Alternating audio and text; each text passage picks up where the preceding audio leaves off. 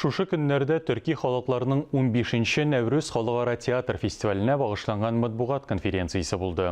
Журналистлар белән очрашуга Татарстан мәдәният министрының беренче урынбасары Юлия Әдһәмова, Нәүрүз фестиваленең сәнгать җитәкчесе Фәрит Бикшәнтәев һәм Камал театр директоры Илфир Якупов килде. Быел фестиваль Татарстанда игълан ителгән Туган телләр һәм халыклар бердәмлеге елы уңаеннан 7 июньнән 13-нә кадәр үткәрелә.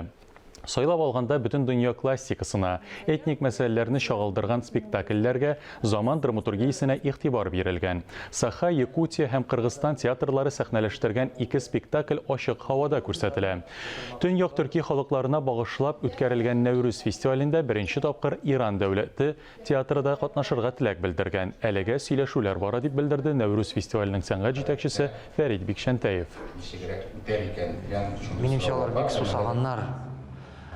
Шуңа күрә без берсендә кире какмадык. Хәтта бик үк бәлки профессиональ булмаган коллективларны да кертергә уйладык. Чөнки чыннан да аңлап була, сусаганнар аралашуга, үзләренең сәнгатьләрен күрсәтүгә бигрәк тә Татарстанны яраталар, Казанны бик яраталар.